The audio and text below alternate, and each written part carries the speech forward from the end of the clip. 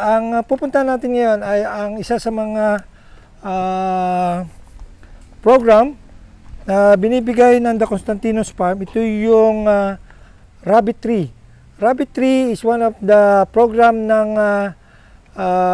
ATI, Agricultural Training Institute, as a alternative replacement sa pork meat. Kasi nung nagkaroon ng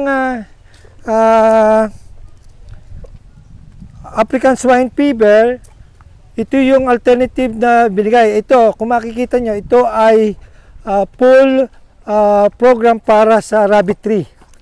Itong mga perimeter fence na to, lahat ng nakatanim dyan ay to support the rabbit tree. Yung structure na ay dedicated only for rabbit tree. Yung mga nakatanim dito ay ang pakain natin sa mga rabbit.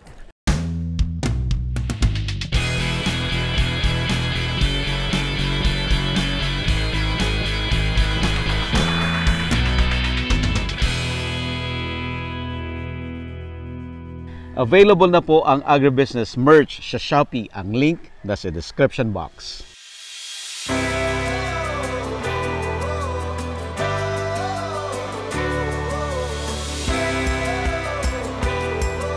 Ito na naman tayo kasi may bago tayong tour ulit ngayong May. Actually, hindi siya bago. Second time na natin itong gagawin kasi ginawa na natin ito last year. Ito, parang rerun. Rerun natin to kasi mataas yung demand niya. Marami pong gustong maka-experience ulit. Ito po yung Thai Fruit Orchard Tour. Yeah. So, gagawin po ito sa Chanthaburi, Thailand. Yes. Ang tinatawag na fruit basket ng Thailand sa May 7 to 10. Sobrang nag-enjoy ako doon sa mga eat all you can na prutas. Marami pong reasons para bumalik sa Chanthaburi. Unang-una na po yung fruit buffet. Na bawat farm po na pupuntahan natin ay nag-o-offer ng fruit buffet. So, only sawa tayo sa fruits na kasama ang durian, mangustin, lansones, rambutan, longgan, at salak. Hindi pa sa ating snake fruit. Magaganda yung mga places na like yung Durian Land. Grabe yun. Super. Ito na yung pinakamagandang lugar na napuntahan ko. No? Yung magnitude ng laki ng farm, how organized, yung irrigation, gumawa sila ng mga dam nila, may sarili silang restaurant on top of the mountain. Sobrang ganda talaga. Yung large-scale durian farming, parang yun yung trend ngayon. Yung talagang malakihan. Malakihan talaga. Napakalaki po ng demand ng China for durian. So, kahit po sa Malaysia, kahit sa Vietnam, ito po ang trend talagang malakihan na plantation ng durian. So, makikita po din natin yun, makakapag-benchmark tayo. Yun po yung very important sa tour na to.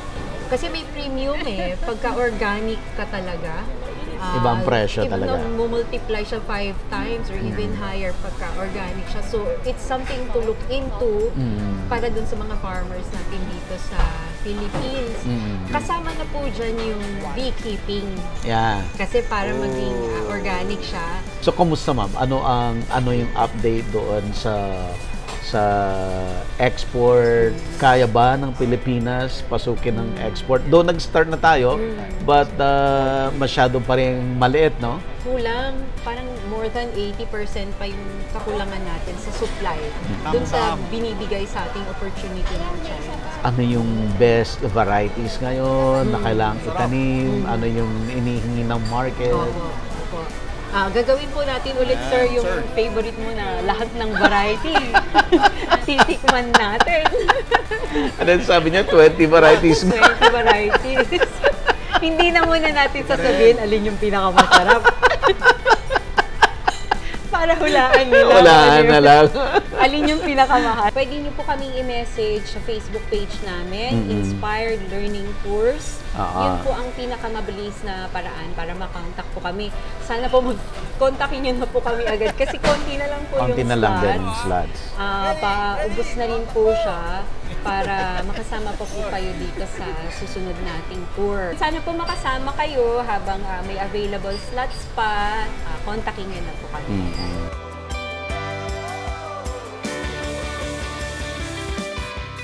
ito, ang mulberry tree. Mulberry tree, ang kinakain natin dyan ng rabbit ay itong mga leaves. Mga leaves. Kaya, yan yung mga hybrid ng mulberry tree. Yan. Indigofera. Yan yung mga indigofera, yung mga parang ito. Indigofera to. Ito yung pakain din natin sa rabbit. Itong indigofera ay high in crude protein. Na more than 20 percentage ng crude protein. Yan. Na ito, minimix natin, ginagrind natin para lalo pakain sa mga rabbit. Pakain din ito sa rabbit, madre de agua. Ito yung mga madre de agua. Yan, pakain sa rabbit. Kinakain din ng rabbit ang banana leaves. Yan. Ito yung rabbit area natin.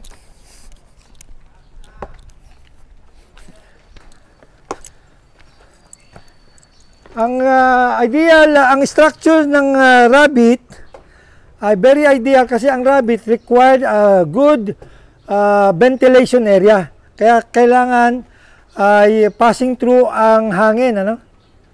Ito yung rabbit area natin.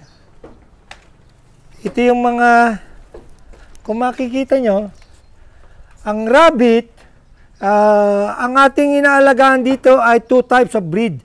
One for meat production and one is for fancy. Yung meat production, papakita ko mamaya, sila yung mga breed type na pang meat. Ito yung mga New Zealand White, mga Flemish Giant. Ideal para sa mga individual na may mga issues sa mga high cholesterol, high blood. Ito yung mga ideal na kinakain nyo, ang rabbit meat. Yan.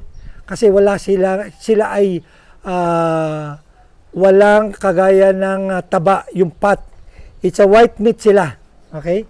So now, kahit yung kanilang manure, yung kanilang manure is one of the best. Why? Kasi ang rabbit, ang kinakain niyan ay 96% ay puro grass lang. Yung mga pigs, very small amount lang. Sa umaga lang pinapakain namin yan. So mamaya, ito ipapakita ko na sa inyo ang ating, may mga fancy rabbit. Ito yung mga pakain natin sa rabbit. Ito yung napier. Ito yung napier. Ito yung napier na pakain sa rabbit. Isang ganito, isang rabbit. Ginagawa namin suman yan. Okay? Babaliin. Gaganunin. Tapos, gagawin suman. Ito na yung papakain. Bawat isang ganito sa isang rabbit. Ito pinapakain at 2 o'clock in the afternoon. Ang kain ng rabbit, 1 in the morning. Pinapakain namin niya ng feeds sa morning. Ang pakain sa feeds, ang amount ng pakain ng feeds ay ganito lang kalaki. Yan. Kung makikita nyo yung lata ng Rhino liver spread, the same amount. Yan lang ang ipapakain sa mga rabbit sa morning. Kapag nagpakain kayo ng rabbit, kailangan, kung nagpakain kayo ng 7 o'clock, kailangan 7 o'clock continuous sa umaga. So, isang ganito lang ay papakain sa morning. Morning, papakainin sila lang ganito. Ang ulit na niyan ay sa hapon. At 2 o'clock, 1 o'clock in the afternoon. Ang papakain naman namin ay itong sinasabi naming suman na nanggaling dito. Isang ganito per rabbit. Babaliin, gagawin suman. 2 o'clock. Ito yung fancy rabbit. Pag sinabing fancy, hindi ito pang meat. Ito ay pang pet. Siya ay, ang breed nito ay lion head. Siya ay fancy. Hindi siya lumalaki, ganito lang siya. At hindi siya, tumitimbang lang siya ng 2.5 kilo. Yan. Ito yung fancy rabbit, para siyang poodle. Actually, nanganak siya. Oh, magbe-breastfeed. Oh. Gusto niyo panoorin ang pagbe-breastfeed ng rabbit? Ayan ang baby niya. Oh, ayan. Ayun, tinaklob. Ayan ang baby. Oh, ayan. Uy, uy, uy. Oh, ayan. Ayun. Oh, dito.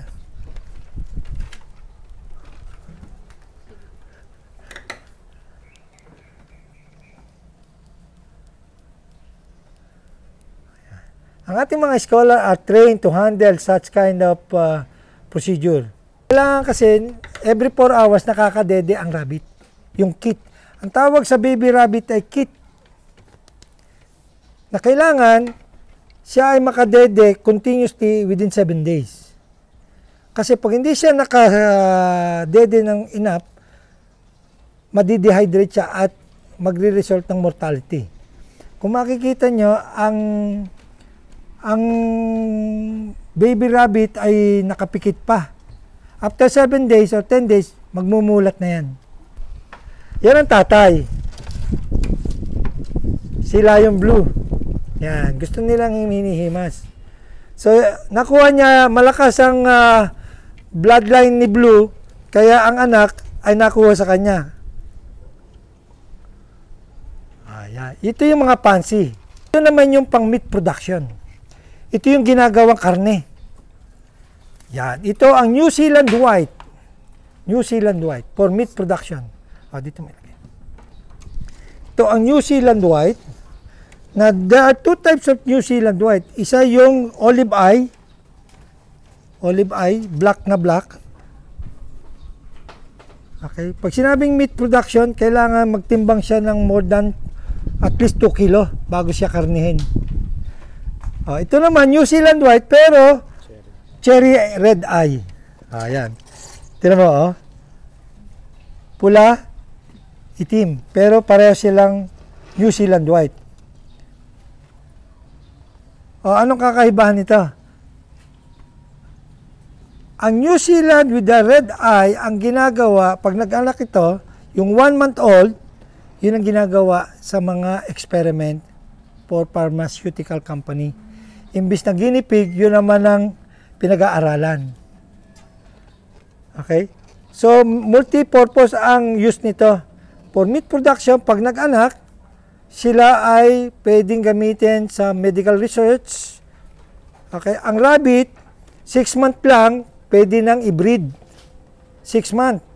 After 6 months, every month, 30 days lang, manganganak na sila. Every month, manganganak yan. Ang anak ng isang rabbit ay maximum na pwedeng anakin nito ay 10.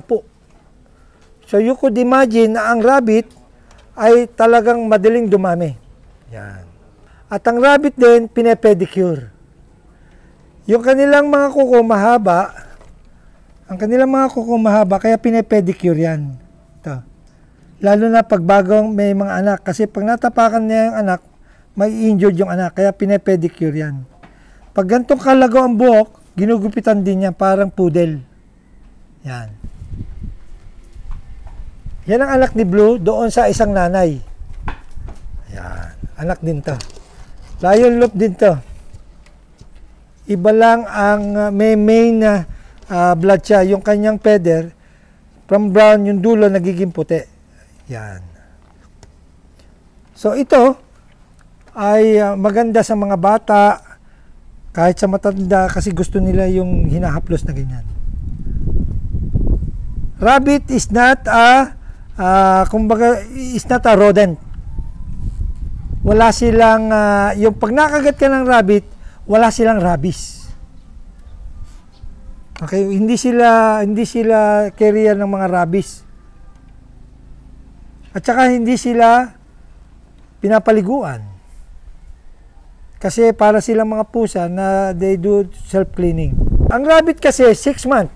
Ang fertility age ng isang rabbit when they reach at the age of 6 month old. Pag 6 month old, pwede na silang i-breed. Then after 6 months, manganganak na yan.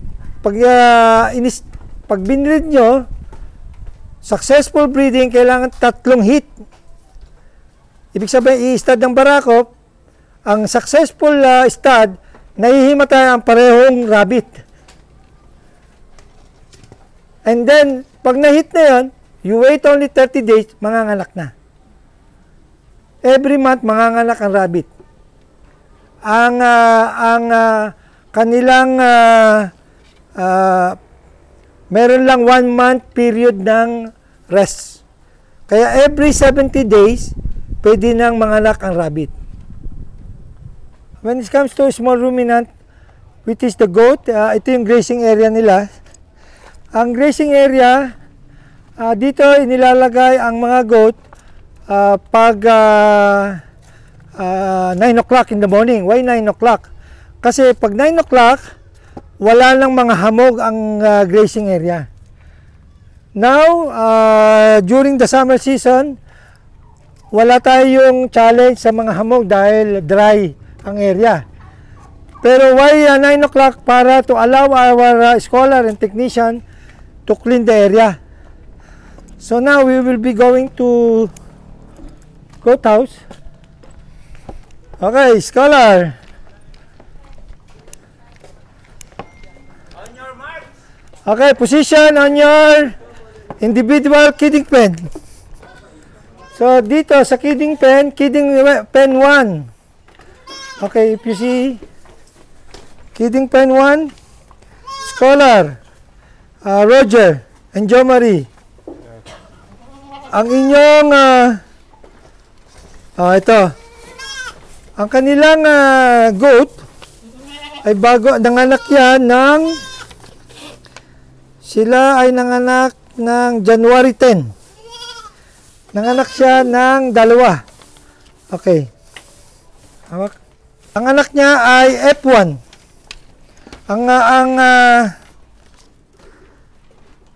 Ang tatay nito ay si Redford. Dali si Redford. Kasi ang breeding kasi kailangan ma-record ang nanay, yung inahin, at saka yung father. Kung makikita nyo doon sa ating breeding protocol, open. Hawakan si Whitey. Okay. Ito ang history, ang process ng pagbe-breed ay para makakuha ng F1, pure breed, back, which is ito pure to.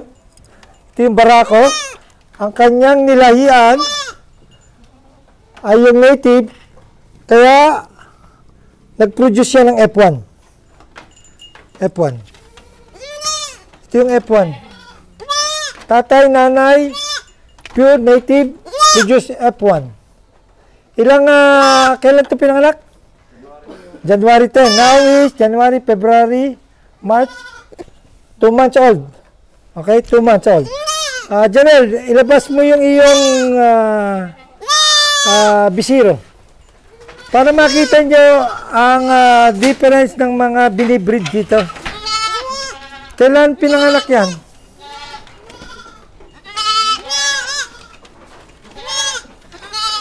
Dito ilagay mo. Sinong tatay niyan? Si Whitey din? O si Kalahari? Kalahari. Kalahari. So, dito, para makita yung difference ng laki. Ito kasi, F2. Ito, F1. Ibaba mo para makita. Kita nyo yung laki ng difference. F1, F2.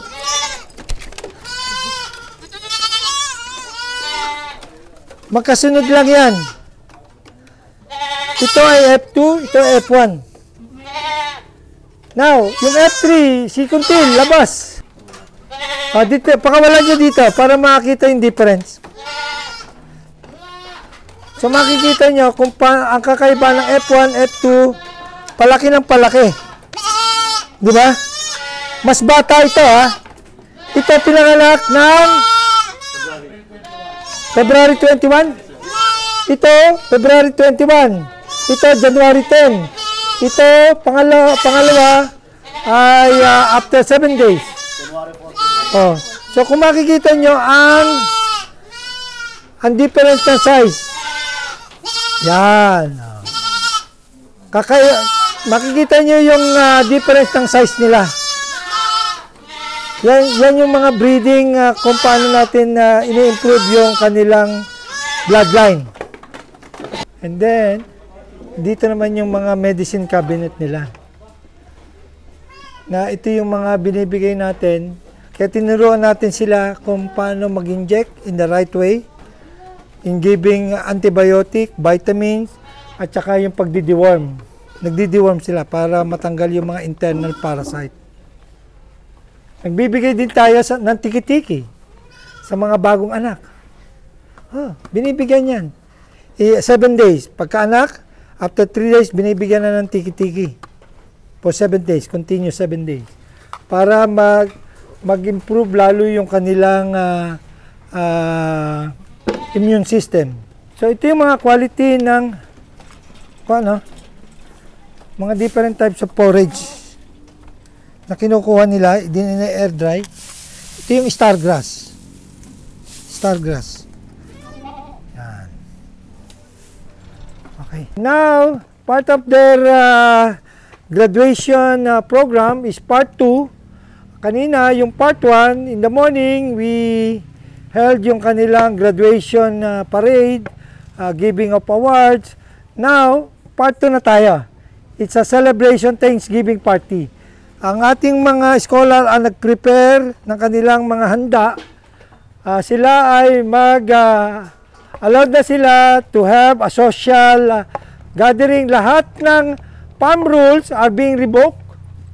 Ibig sabihin, they could stay late night. They could drink moderately dahil sila ay tapos na ng training. I said, they can drink something na hindi allowed during the training, but they must do it in a social, moderate fashion. Ang idea dito is today is the last night nila dito sa farm. Tomorrow, they'll be going for their final preparation for their departure. So, pupunta tayo sa open camping site where they prepare their bonfire and some food.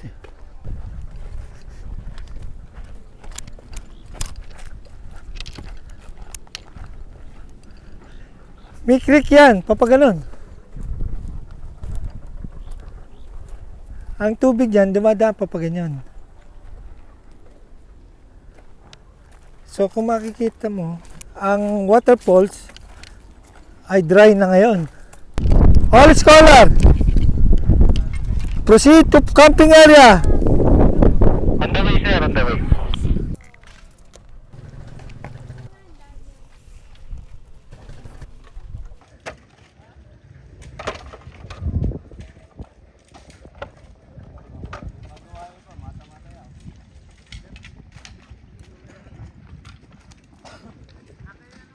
Thank you very much po. Thank you very much. And hope to see that good news to all the Filipino citizens about agribusiness program. Yes, sir. And with that, I salute the agribusiness, your team, at si Sir Buddy. Thank you very much. Sa uulitin. Yes, sir. Thank you very much. Thank you. Yes, Thank you. Scholar, say thank you. Alright, salamat. Thank you po. Thank you. Happy mamaya. Ingat po kayo. God bless. Good life. Ingat po kayo. Ingat. Bye-bye. Pagpasensya mo na. No. Ang dami kong inahabang. Sabi ko sa iyo, we are more than grateful. Alam ko how busy you are and you still take time to be with us to cover the PIP ceremonial graduation. That is really unbelievable. Considering how busy you are. Okay. Ma'am, salamat Thank po. you so much po sa pag-visit nyo sa amin. Ma'am, Ay, wait, kukunin ko yung... Thank you, sir. Thank you ulit, sir. Tayo ulit. Ma'am, Ay, thank you po ha. Thank you po. Ingat po kayo sa biyahe. Opo. Start to sir ng mahabang collaboration. Oh, sir. yes. And then, yung aking mga scholar na nasa abroad, I will request them to shout out, Agribusiness! Oh! I'm a frustrated vlogger. Ako naman, naging vlogger by accident. Ang vlog ko naman is all empowering yung TESDA API. Na-impress ako sir dun sa sinabi mo na it's not a business, but Of course, Parehas more kayo. it is not a for business. them, less for you. Less for, more Impressive. for others, less for us. Impressive. That is I'm so the impressed. that is the philosophy of the farm since from the start. Nagkakwentuhan kami ni Ma'am. So you have almost the same attitude. Sir? Yes. Mabusisi. Hindi basta pwede na lang. Hindi pwede, okay lang. Pwede na yan. Pwede. Pero mas leader ang character ni sir. Yun lang.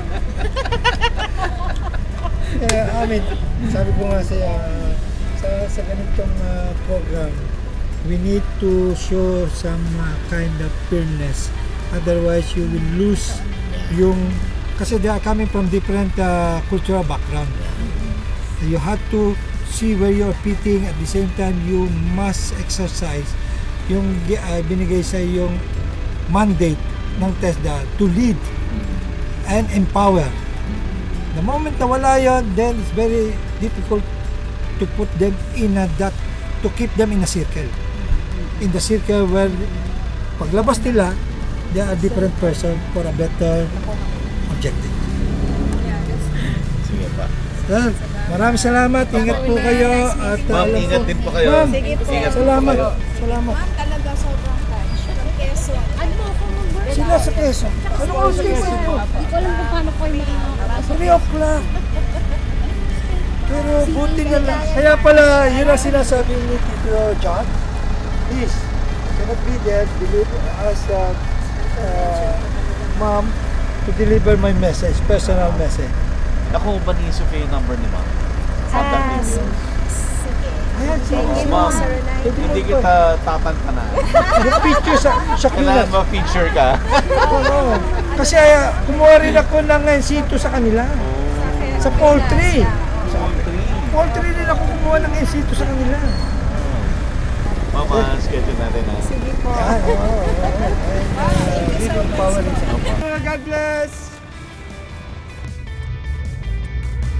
Available na po ang Agribusiness merch sa Shopee. Ang link nasa description box. Agribusiness, how it works. Instruct, inspire, succeed.